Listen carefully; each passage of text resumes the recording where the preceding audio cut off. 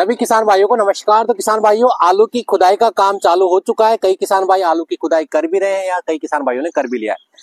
तो आलू की जब खुदाई करते हैं, नया आलू जब बाजार में जाता है तो उसकी कीमत काफी कम मिलती है किसानों को। तो इसका भंडारण करने का कौन सा वो घरेलू तरीका है जिससे आप अपने आलू को लंबे समय तक सुरक्षित रख सकते हैं और बाजार में जब अच्छी कीमत हो तब आप उसे बेचें, या फिर खाने के लिए अगर आप इस्तेमाल करते हैं आलू का तो उसको भंडारण करने के घरेलू तरीके के बारे में हम बात करेंगे।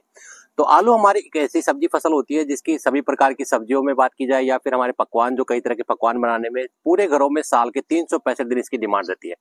तो जो नया आलू होता है इसकी जो सेल्फ लाइफ है वो थोड़ी कम होती है। इसको भंडारण करने का सही तरीके की बात करें तो जैसे आपने आलू की हार्वेस्टिंग खुदाई कर ली है, उसके बाद में आपको क्या करना है, कुछ देर तक आपको आलू को खुले में रखना है।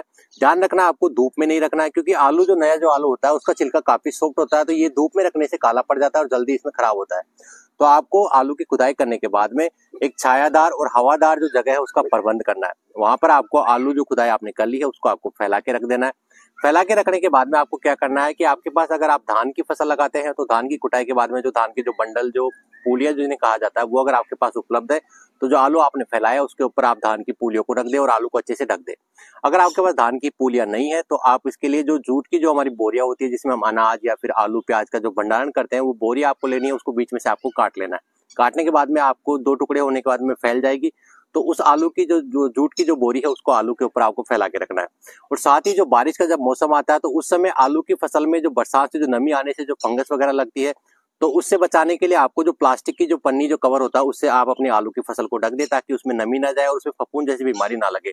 और ध्यान रखना है जब भी आप आलू का भंडारण करें तो नया आलू जो आप निकाले तो उसकी जो मिट्टी है उसकी आप धुलाई ना करें। मिट्टी सही थी, आपको उसको भंडारण करना है। अगर आप इसकी धुलाई करते हैं तो इसमें जल्दी फंगस लगती है और आपका आलू खराब हो सकता है।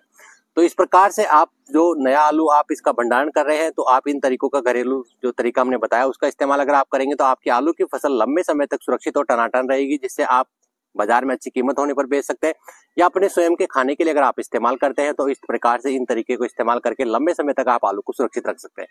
तो ये आलू के भंडारण की ये जानकारी आपको कैसी लगी कमेंट बॉक्स में जरूर बताएं। साथ ही इस जानकारी को अन्य किसान भाइयों तक आप शेयर करें। फिर मिलते हैं एक नई जानकारी लेकर, जब तक के लिए हमारे सभी किसान भाइयों को नमस्कार।